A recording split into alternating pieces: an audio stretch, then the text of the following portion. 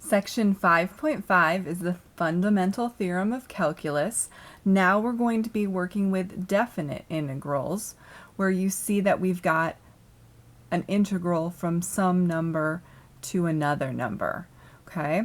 Let me just read the fundamental theorem of calculus.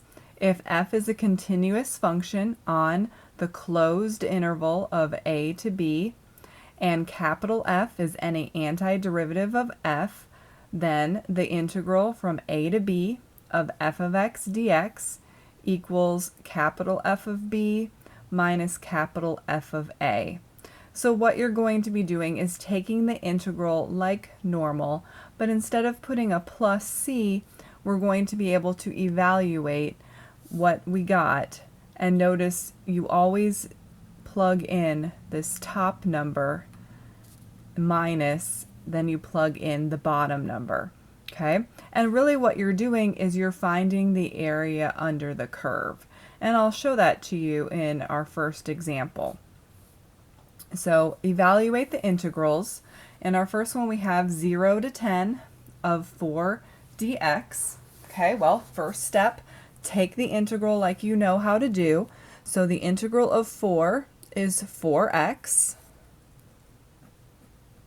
And then I always like to draw a line right here to remind myself that I need to plug in these numbers that they gave me at the beginning. Okay? And refer to the formula. Remember that it says f of b, so you want to put the top number in first.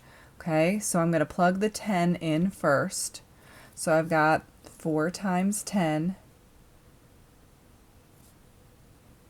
minus 4 times 0. Okay, and then of course that gives me 40. Well, let's look at this one another way because we can easily draw the picture of this one. Okay, so really what we're doing here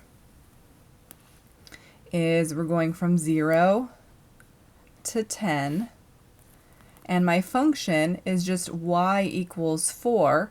Well, that's a horizontal line at 4. And we are just calculating the area under that curve, or in this case, just a line, from 0 to 10. Well, how do you find the area of a rectangle?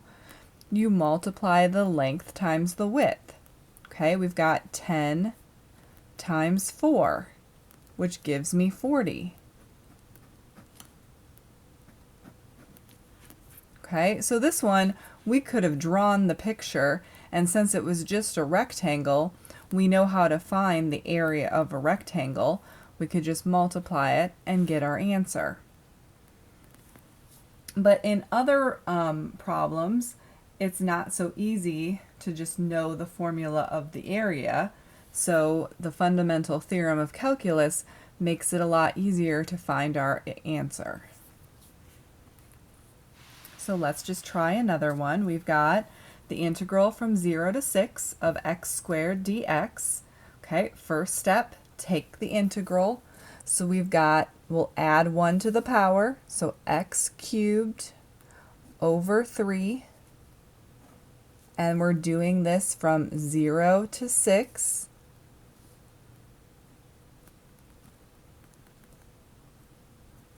Okay, now we'll plug in our numbers. So again, plug in the top number first. So we've got 6 cubed all over 3 minus 0 cubed all over 3. And when I put that in my calculator, I got 72.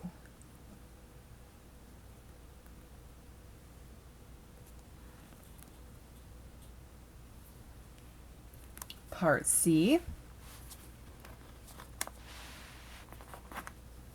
I've got the integral from 5 to 2 of 2x plus 9 dx equals, okay, first step, take the integral.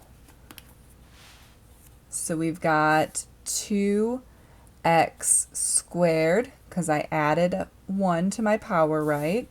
And then divided by 2 plus 9x And we're going to take all of that and evaluate it from 5 to 2.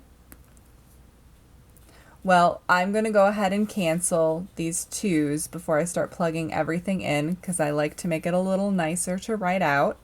Okay, but remember you're plugging the top number in first. So we've got 2 squared plus 9 times 2 minus, and since I've got more than one term here, I'm making sure to put parentheses because I want to subtract the whole thing. And I'm plugging in the 5 now. So 5 squared plus 9 times 5.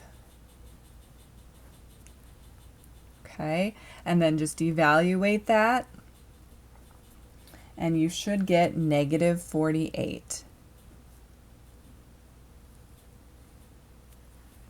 Okay, just a little side note, if you were to get a problem, so you did this problem, and say that there was another problem on your homework that said the integral from 2 to 5 of 2x plus 9 dx, well, you wouldn't have to redo all the work.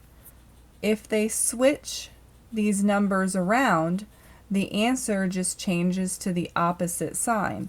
So the answer to this one would be 48. And you'll see that in the notes. I put down some more formulas for you at the beginning of the notes. So definitely look those over, but you'll see one of those in the notes. And then finally part D, we've got the integral from 6 to 6 of x squared minus 5x plus 1, all of that to the 10th power dx. Well, notice I didn't even leave us very much room. This one doesn't take very much work. Remember, we're finding the area, let me just refer back to my first picture, the area under the curve from whatever numbers that they gave us. Well, in this one, we're going from 6 to 6. We're not going anywhere. We won't have anything to evaluate. We didn't go anywhere. So it doesn't matter what they're taking the integral of. If this is the same number, the answer is going to be 0. Okay, so make sure to check out the notes and then try out the homework.